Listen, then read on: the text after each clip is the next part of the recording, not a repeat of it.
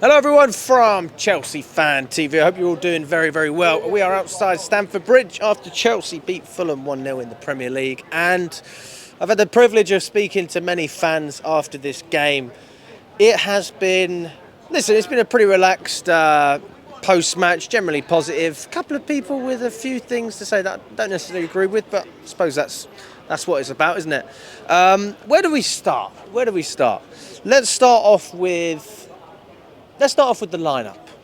Was I happy with the lineup? Yes. No issues with the lineup whatsoever. I was very happy to see Gusto playing on the right-hand side. I knew that he was going to overlap. There would have been no other logical reason to start Gusto over Reece James. So I had no issue with that whatsoever. I actually think Gusto played really well throughout the match. Midfield, no issues there. I mean, that's worked. Basically, we did what we did. We started the way... in terms of the formation as West Ham. It was exactly the same there. And then Delap comes off and you think maybe he just needs a few minutes and he's grabbing his hamstring, and I was right behind the gantry so I could see what Enzo Maresca was doing. He was very, very animated throughout the game. We've had a lot of animated managers in our time. I wouldn't say Maresca is one of the more emotional managers on the touchline, if I'm honest, because we've had Tuchel, we've had Conte, we've had much more sort of active managers on the touchline. But listen, if you get results, no one really cares. But it is nice to see a little bit of passion on the sideline. So when Delap came off, he said to Maresca, I don't think I can do it. He walked off and Tyreek George came on. And I was looking at Maresca throughout the game. He was constantly trying to get our players to press, get tight, move. Don't give them time on the ball, especially in the midfield, because once they get that ball to one player, they're going to get it forward, they're going to cause us some problems. And I think, to be fair, if you look at the way Fulham approached the first half, I think they can be very, very proud of the way they performed. Marco Silva's been very, very... Well, he's not been seriously upset, but he doesn't seem happy because he hasn't been backed in the transfer window. Fulham have only signed one player. It's a goalkeeper who's not even starting for them at the moment. So it's a pretty irrelevant signing in terms of what you're able to do week in, week out. And I think that they're a respectable side. I think Fulham are always a team under Marco Silva that you have to respect. If you go in thinking that you're going to beat Fulham easily, it just doesn't work out that way. We scraped a win at Craven Cottage and then we lost the last home game against Stamford Bridge. So there's a direct improvement on last season because we lost against Fulham then. But let's talk about the performance and the way we managed to win the game. Was it 100% on Chelsea? And I think the answer is no. You have to give the 12th man some credit. And I'm not talking about the crowd, I'm talking about the referee. He was wearing a Chelsea shirt today. And it's not very often I will stand here on this channel, the amount of times that we slate referees and we say, you know what, that was pathetic, terrible decision making. You've made life harder for us than it needs to be. This is the first time I can remember coming on this channel and saying, referee, you did us an absolute service today. And because of you, I don't even know your name, you're a beautiful man, and because of you, you gained Chelsea 3 points. You should get promoted. Whoever's in charge, give him I don't want to see Anthony Taylor. I don't want to see any of these guys. I want this referee on every single Chelsea game. I want him at Brentford. I want him at United. UEFA, give him a call.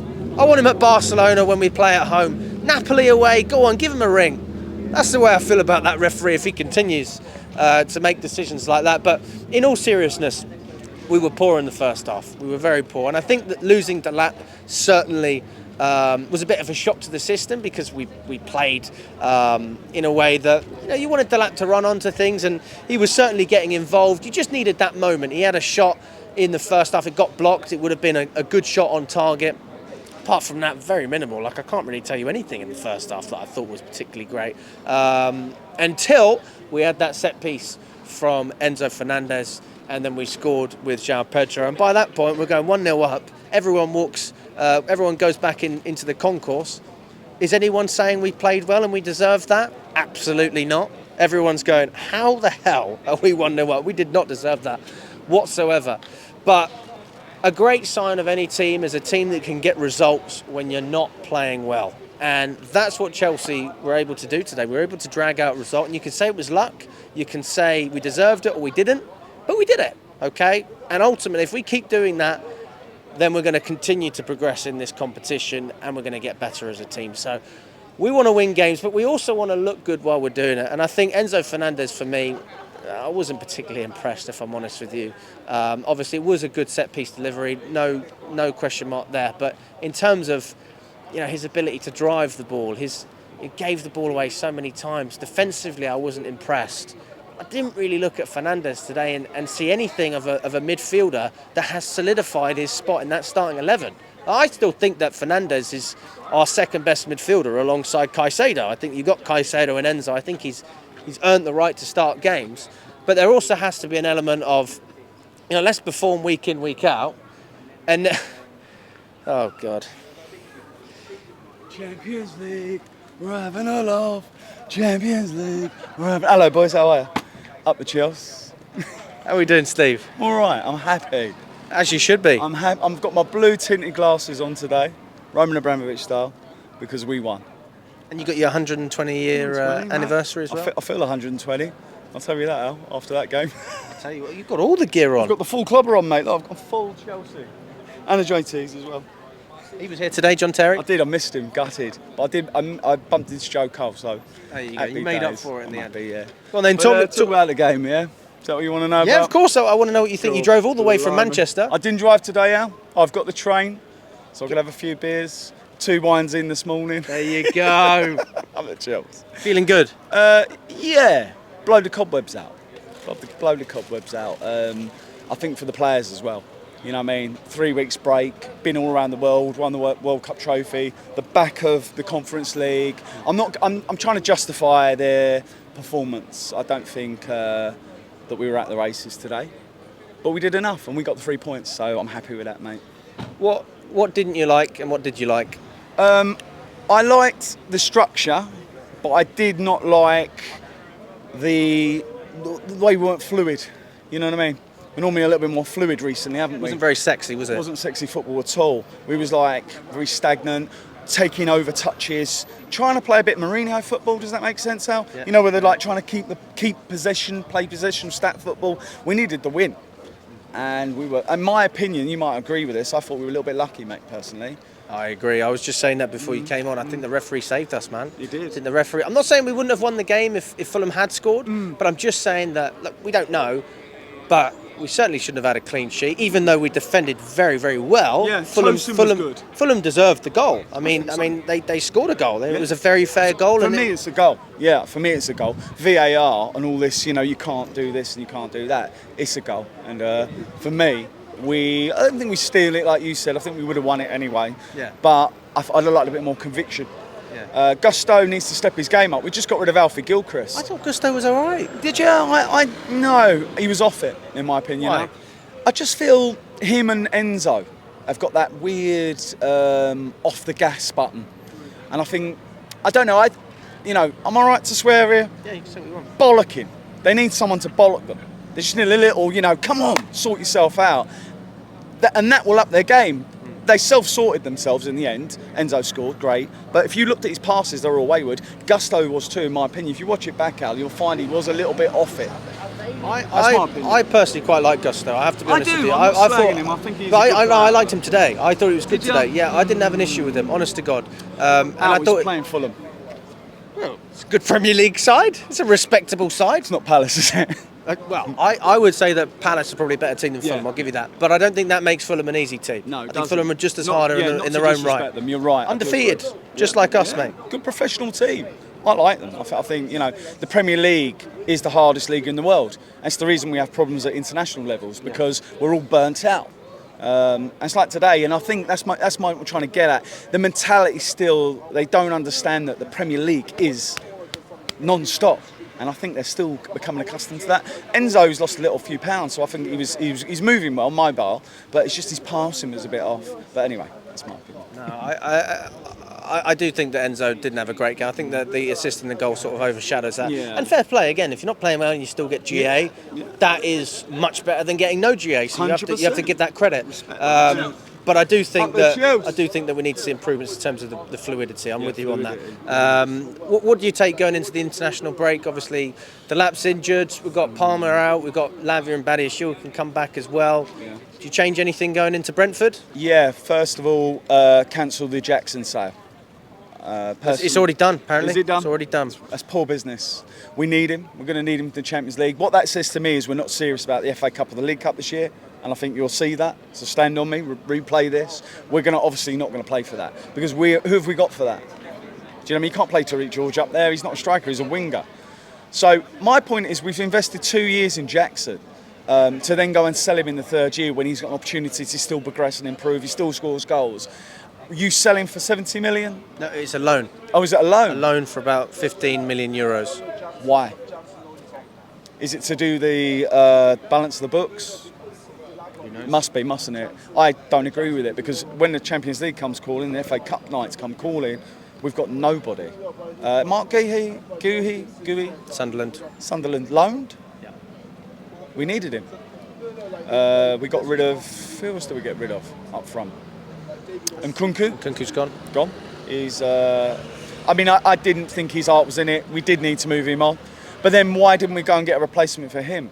You know, old Chelsea, 97, 98, we had 4 strikers. Flo, Zola, Mark Hughes, Vialli. Do you know what I mean? And you rotated him. It can be done if the coach knows how to do it. And I don't want to get on the back of him, but I know how I'm bashing, but he's still learning on the job. That's my opinion, mate. Because today should have been sewn up completely, and it wasn't. But you got the job done, Steve. I mean, that's all you can ask for. Yeah, he did, mate. I just feel, it's like he give them the summer break, if you will, the friendlies, to be free and have that fluidity to express yourself. And look how brilliant we played. You know, and a lot of people jump on me because I jumped straight on it. We're back because we're playing amazing. We were playing absolute sexy football. And then even going back to the Club World Cup, Benfica and Paris Saint-Germain. Wow, you know what I mean? Play that football. Why hold it back? Why try and be too tactical, Mourinho style? Horses for courses, yeah, there is games that needs to be implemented in. Of course there is. Your Liverpools and that, you know what I mean? But Fulham, I think we need to really show that combination play. You know what I mean? The overlapping. I don't like the inverted business personally. I don't get it why I can't see that. I get it for certain tactical games, but not for Fulham. You know, Palace. We've got a point. Listen, big up to you, Steve. Thanks so much. Mate, I'm going to keep going just briefly and finish what I was saying. So before Steve came on, we were talking about Enzo. I think Steve agrees with me. Enzo didn't have a great game. If you take away the GA, it's difficult to find a lot of positives. But you've got to give credit for the fact that he was able to contribute, right? You have to give credit there. And that's the same with the team as it is with the player. So listen, if Enzo plays like that every week, I don't think we're going to be very happy. But if Enzo gets a goal and an assist every week, I don't think anyone's going to complain either. So pick which side you're on. Is it GA or is it performance? In an ideal world, we bring them both together. Caicedo as well, you have to give so much credit to him and his physicality, his mentality. The standard this guy sets to be able to come back after one training session and then start this game and make some very, very key interceptions. Defensively, our best player in the midfield by a long shot. I still think on the ball we struggled in a lot of ways at times. It obviously improved. And then Esteval for me was just great. I think everyone was gutted when he came off, and I don't want to criticise Gittins because it's not, it's certainly not the time for that. But you almost felt like, you went from an exciting young talent who was playing pretty good football with Esteval, he's playing quite well, to Gittins, who I didn't really see when he came on. I'm not going to say he was invisible, but I can't remember much that he did in that game, to be totally honest with you. For me, he's a good long-term investment. But if you're looking at short-term signings that are going to impact this season and help Chelsea push higher up the table, I don't see Gittins as one of those type of players. I think that's one of the reasons that we signed Garnacho. And Garnacho was there today. He was in the director's box. He's obviously been signed now from Man United. I've always been a pretty good advocate for the signing. 40 million and a 10% sell-on clause. I think it was a fair deal, man. I honestly think it was a fair deal. I'm not sitting here saying he's going to be a world beater. I'm not sitting here saying he's going to be rubbish. I think he's a good player, and I think he's a good signing, and I think it makes Chelsea better. So I would not be surprised whatsoever if he ended up starting against Brentford, and then you saw Gittins on the bench, and Tyreek George might be sold by that point as well. And this is why people need to appreciate that. We've got a clean sheet against Palace. We conceded a very, very good goal against West Ham, which in an ideal world, you wouldn't concede a goal like Paqueta scored every week. It just doesn't happen. And then we've got another clean sheet today. Deserved or not, we've got another clean sheet. So I don't think the issue is defensively. The issue is now depth and numbers and finding players good enough to fill those spots. Because I don't think that Tyreek George is the solution in terms of rotating a striker. He got subbed on, and then the most embarrassing thing that you can ever experience as a player, in my opinion, is getting subbed on and getting subbed off in the same match. I saw his face. It was like, obviously he's walking off, but he's not smiling. He's not happy. He doesn't want to be in that situation. Nobody was laughing at him or booing him, anything like that, but we all felt a bit sorry for him, if we're totally honest. But that's what we have to work with because Delap's injured. Jackson's gone. Mark Guillau's on loan as well. And then you're stuck with João Pedro. Not saying that's a bad thing because obviously we're happy with him. But again, would you rather have depth or not? Everybody would rather have numbers. So I do think that Chelsea need to go in the window, and we need to make a loan signing. We need to bring in a striker on loan, someone that can fill in, that is affordable, because it's just not going to be a permanent deal. At this point, I don't see, with the inflated market and our restrictions financially with UEFA, everything going on there, I don't think Chelsea are going to be in a position to sign a striker permanently. So if there's any lone player on the market that can help just ease the burden on João Pedro, then I'm all for it. I'm absolutely all for it. And I would prioritise that over a centre-back. I'd prioritise it over a winger as well. Although, I can't sit here and say I'm not disappointed we didn't get Xavi Simons. I am disappointed.